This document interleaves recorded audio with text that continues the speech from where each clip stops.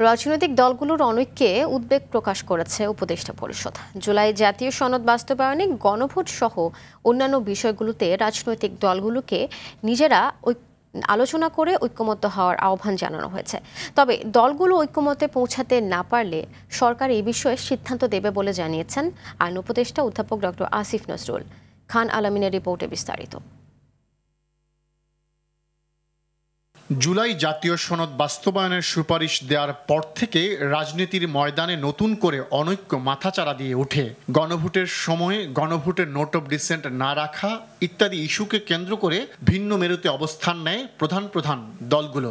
এমন পরিস্থিতিতে প্রধান উপদেষ্টার কার্যালয়ে উপদেষ্টা পরিষদের এই বিশেষ বৈঠক অনুষ্ঠিত হয়। বৈঠক শেষে আইন উপদেষ্টা ডক্টর আসিফ নজরুল জানান, রাজনৈতিক দলগুলোর এমন অনৈক্যে উদ্বিগ্ন উপদেষ্টা পরিষদ।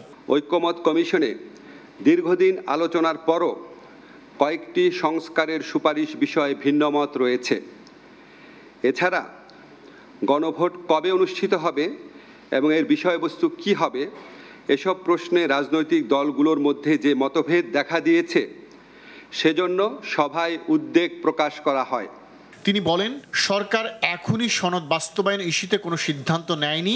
রাজনৈতিক দলগুলো নিজেদের মধ্যে আলাপ আলোচনা করে ঐক্যবদ্ধ পরামর্শ দিতে কিছুটা সময় দেওয়া হয়েছে। ফ্যাসিবাদ বিরোধী আন্দোলনের দীর্ঘদিনের মিত্র রাজনৈতিক দলগুলোকে স্বীয় উদ্যোগে নিজেদের মধ্যে আলাপ আলোচনা করে সম্ভাব্য দ্রুততম সময়ে, সম্ভব হলে আগামী এক সপ্তাহের মধ্যে সরকারকে ঐক্যবদ্ধ দিক নির্দেশনা প্রদান করার আহ্বান জানানো হয়।